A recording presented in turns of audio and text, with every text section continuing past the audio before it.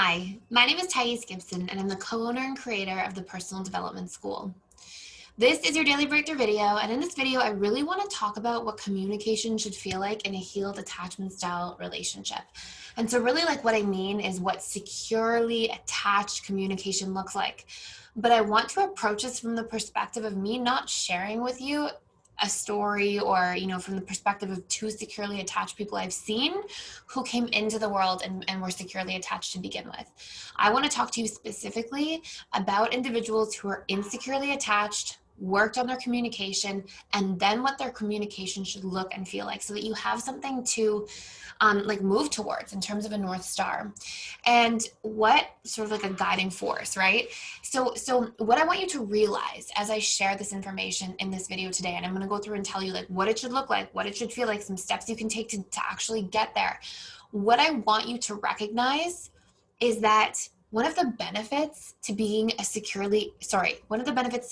insecurely attached individual and starting your journey into yourself is that in order to achieve secure communication and proper communication where you can truly stay rooted and present and not be super triggered and not lose your sense of self and stability and actually have space to empathize and hear and understand somebody else's perspective as they're communicating to you at a point of contention or conflict, and still express your feelings and needs and boundaries and communicate back and stay rooted.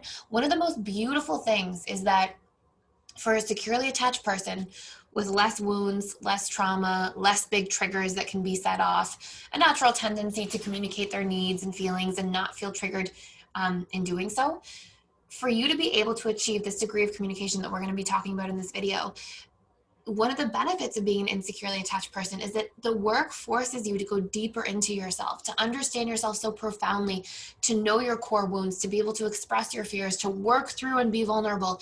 And if we have two insecurely attached people doing this work and sharing more vulnerably, knowing their fears, understanding where they came from, being able to hold space for another person and hear and understand them too.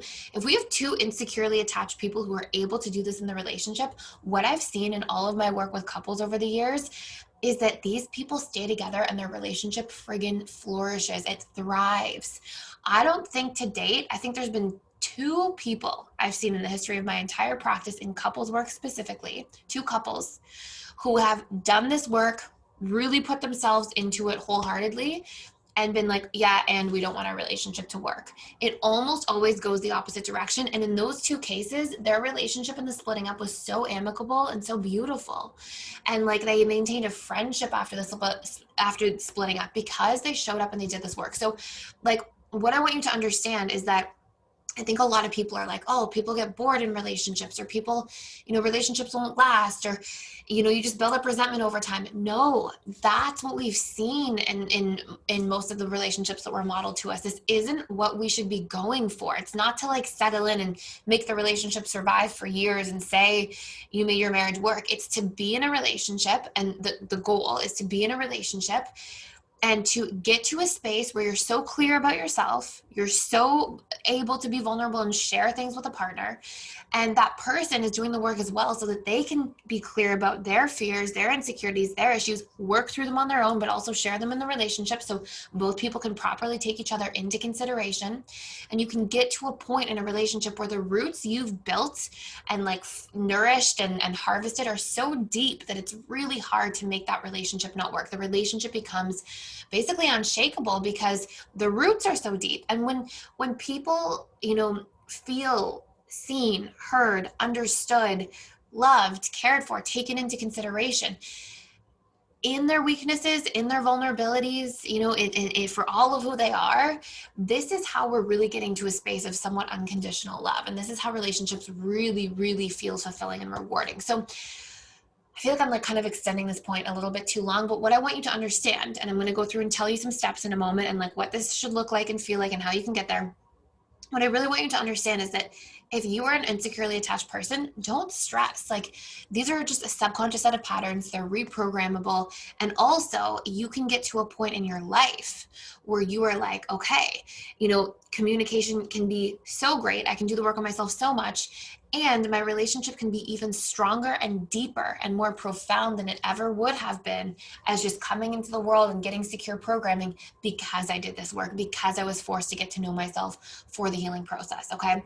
So, and because then I was able to learn how to share and communicate that self with others, and then to hold space and be compassionate and empathetic enough to hear somebody else out and to see them and to want to do the same thing back for them, which creates this much deeper connection in a relationship. So what I'm going to take you through, and I know that this is already like its own video before I tell you the work, is just what your goal should be in terms of communication, and some steps and strategies you can use to get there, to achieve that. Okay. And as I dive into this too, please know, like, if you are looking to do this work, if you want to do a deep dive into communication and learning how to do that work, we have a coupon code for our memberships. It's 25% off. The coupon code is with you, all one word. We also have lifetime memberships out just for the month of September. They're 50 something percent off, like 52 or something percent off. And it's just for the month of September leading up to our October 2nd anniversary. So that's available. And if you're looking to do this work specifically, do the communication course inside the school, and then the communication script course, which is sort of like the advanced version, which will give you all the principles of like how to understand how to communicate in a relationship, and then specific scripts to guide you there and to get there. Okay. And I'm going to tell you how to do this right now.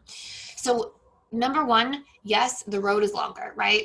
No matter what, if you come into the world securely attached, it's gonna, you've learned at an early age, if you're securely attached, that your feelings and needs are worthy of being expressed and worthy of being heard, and so you feel safe communicating them. And if you are an insecurely attached person, you don't have that same programming. And so yes, you have to dig deeper into yourself. You have to understand your core wounds. Okay, you have to understand the meaning you give to situations, because let me tell you a story right now.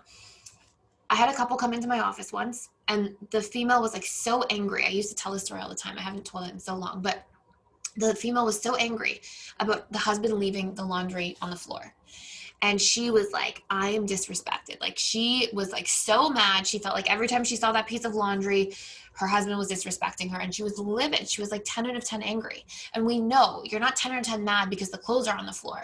You're 10 out of 10 mad because of the meaning you give to the clothes being on the floor. And as she was expressing her anger in my office, the husband was getting like very sad, and like, you know, you could see his body language really shift and become like defensive and almost like childlike. And I asked him, like, okay, so what do you make this mean when she's getting so mad about the laundry? And he's like, well, she must not love me very much, because I try so hard to be a good husband in all these other areas. And she's like, you know, getting so mad about this. And, you know, and he lists off all these things that he did in the marriage and with the kids. And so you have this couple, and they're like really going at it, arguing about the clothes being left on the floor. But it's not about the clothes. It's about the meaning being given to the situation. And we need to understand as individuals what our meanings are. And if you pay close attention, the meanings you give to things that are painful for you are actually a pattern. They're actually all around in your psyche. So you might make it, you know, for example, that woman, she was making the clothes on the floor mean I'm disrespected. And she also felt disrespected easily by teachers in the school she worked for. She also felt disrespected by her kids if they talked back to her. She also felt disrespected by her parents. So she had this wound that was imprinted on her. And she kept sort of reprojecting that and putting that meaning back out onto her external environment. And we all have patterns of meaning we give to things, and we need to understand what ours are, so that we can begin doing the reprogramming work around them. It's extremely, extremely important. So that's number one. Okay, we need to understand our core wounds. And we need to be able to question those stories that we tell. You know, can I 100% know my husband disrespects me if he leaves the clothes on the floor? Can I work through that? Can I look for the reasons he does respect me, so I can still go to him and say, hey, it's really important for me that you pick up your clothes, and I really need to set a boundary. How can we work on this together? Because this is getting very upsetting for me in the relationship. But I can go in there and have that conversation from an even-keeled space where I'm most likely to get heard and received, because I'm emotionally regulated when I go in. I don't go in and say, you always leave the clothes on the floor. What's wrong with you?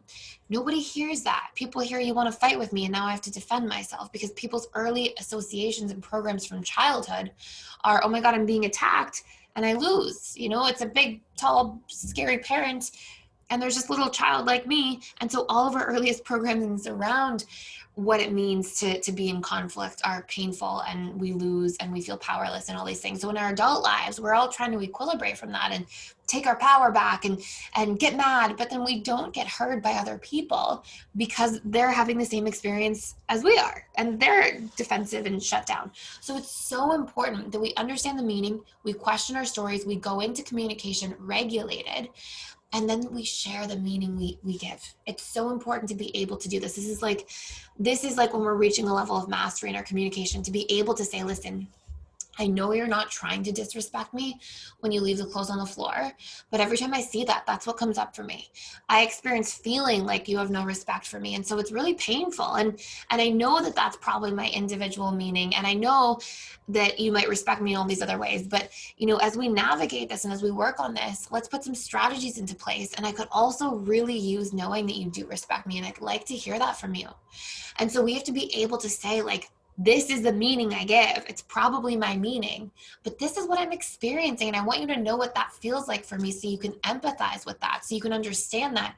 And then you think twice about the clothes on the floor. It's not just, oh, a little mess and no mess ever hurt anybody. It's, oh, my wife feels disrespected. And so we have to be able to share that context. And every single time that we do as people, it's really beautiful and powerful, because I think what unconditional love is and what it's made up of and how we reach that sort of point is it's the absence of all of the invisible walls we build between ourselves and another person, because we make assumptions and we project our own stories and our own expectations. And every time we do that, it prevents us from truly seeing and hearing and understanding another person. And if we can't truly see and understand and hear another person, how can we properly take them into consideration? And how can we properly love them as they are, not as we've thought them up to be?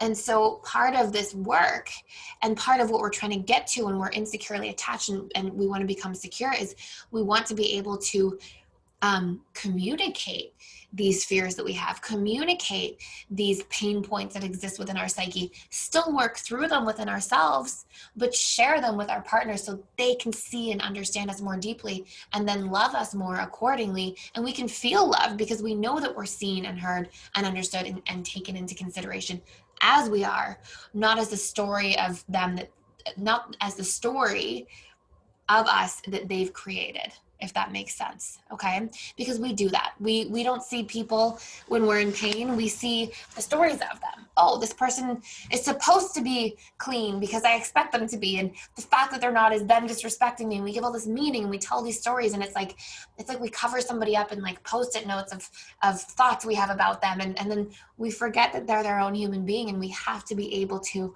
share ourselves, get hurt, and then ask and work to understand somebody else's perspective. And so what we're trying to get to when we go through this whole process is we're trying to get to this point where we can understand the meaning or the wound, work through that wound within ourselves by questioning that story, share that we have that wound with our partner, and ask for what we need as a result. Like, I need us to work on this and let's put some strategies together. I need you to be more tidy, and like, how can we do that? And then see your needs through. Not expect that because you communicated once, somebody's going to be perfect. Show up again, have a conversation again. If somebody never tries, that's a different matter. But if somebody's like, pretty good with the laundry after that conversation, and then they forget every few weeks or every few months, but there's a massive improvement, we can't shame somebody for that because they're having to reprogram themselves to adapt to us. And so, if you think about it, it's sort of like a relationship is two people with individual programming coming together. And the more we can peel those layers back between us, between ourselves and somebody else, the more unconditionally we can love, because the more we can see and hear and understand and consider and think of somebody else and take them into consideration and vice versa. So that's like your first big piece. And what I'm going to do here is we have an advanced needs course coming out. And we talk a lot about how to try to understand somebody else's needs and how to open up and communicate and ask those questions and say, what do you need in this situation? But I'm going to leave you with this right now. If you're trying to then understand how to do that for somebody else and hold that space, you have to ask them, what's going on when you leave the clothes on the floor? What's happening with your laundry? I want to understand so that I can have the absence of judgment and anger, because instead I understand what's happening. What are your programs? What are your patterns? What do you need? Or the way I communicate, If you shut down, why? What meaning do you give? And how can I communicate better so that I can get heard, but I don't hurt you either? What do you need in this situation? And so we have to take that work that we do with ourselves in terms of understanding our own wounds and being able to communicate them and share them vulnerably and question our stories and understand what we need. And we have to ask those same questions that help us get to the bottom of that in the relationships with the people around us that we love. And if we can do all of that collectively, we don't just have a securely attached relationship between two people. We have so much more. And this is what I want every insecurely attached person on this channel listening in to hold themselves to that standard, because it's possible. I've seen it thousands of times at this point. The relationships I personally have with people around me are like very much like that. And it's a beautiful, rewarding experience. And it doesn't have to feel like conflict is a relationship ender or some huge problem. It feels like, okay, this is something we have to talk through and work through. And we know that on the other end, we're going to become stronger and closer because of it and have more deep understanding and peel layers back with ourselves and with others. And it's this beautiful, almost like joyous and rewarding experience. And so things won't be perfect as you go through this journey. It'll be tough sometimes. Not everybody's going to jump on and participate with you. But if you can do this work and hold yourself to this standard, you're going to find people who want this same thing, because humans crave this type of experience. And if you can facilitate this for yourself, over time, you're going to find that all the relationships around you that are closest to you, that you're most connected with, are the people that are having these types of conversations with you. And it's a really, really beautiful experience. So I hope everybody can understand that and can hold themselves to this standard of their communication. I can't stress enough how important this is. And I hope this all makes sense. And I didn't, run around and talk in circles too much, but I'm really passionate about this topic. So thank you so much for being here and for watching. Please like, share, and subscribe if you're getting a lot of value out of this channel. And I will see you in the next video.